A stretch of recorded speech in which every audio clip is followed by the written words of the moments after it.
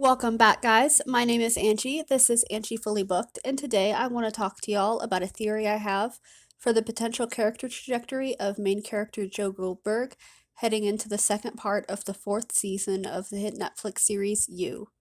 Now, essentially, my theory is very simple. I don't believe that the beloved author Race Montrose, who we meet in the first 3 episodes of this season, is real. I believe everything leading up to Nadia giving Joe the book is real, and the writer himself, Reese Montrose, is real. But beyond that point, I think everything we see is a complete projected fabrication of Joe's narcissistic, increasingly paranoid mind in order to justify continuing to stalk and murder people while psychologically maintaining his morally superior white knight complex. A complex Joe needs to maintain because without it, because he's a narcissist, Joe wouldn't have an identity, would legitimately have to take responsibility for his past actions, and admit to himself that he's the bad guy, an act which would completely psychologically break him.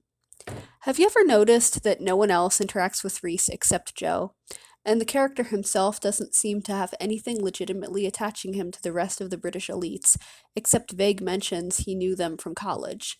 Claims from Reese that seem largely unsubstantiated, as we don't see him talking to or interacting with anyone besides Joe, the outsider. I actually forgot he was a part of the group until Joe and Roald end up kidnapped and chained in a dungeon in episode 5.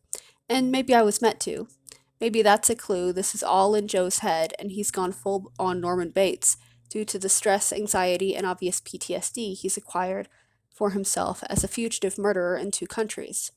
I also think Joe might have actually killed Marianne and maybe Reese too, if we're assuming the real Reese Montrose was also a professor at Oxford as well as an author. We still don't know how Joe managed to finagle his way into a teaching position, and no matter how good Joe is at forging documents, or how legitimate the real Jonathan Moore's documents are, I highly doubt a high school dropout without an associate's degree is smarter than the European immigration system, long term. The reason I think Joe might have killed Marianne is because of his past actions with Candace, Delilah, Love, and Beck. We don't know how many women before that. We know Joe's anger issues become triggered when his erotomania brushes up against reality, and his psychosis does drastically course correction in order to change that. Nothing is a bigger trigger for Joe than having the woman of his obsession declaring she doesn't love him and forcing him to face the reality of his actions. Now, here's what I think might have happened. Joe stalks Marianne to Paris, finds her, confronts her in the stairwell, and then flips out, kills her, and hides the body when she declares she isn't in love with him. The assassin Love's dad seeks to kill Joe, later finds him, and they cut a deal in order for the assassin to retire and get out from under the Quin's thumb in exchange for Joe's life.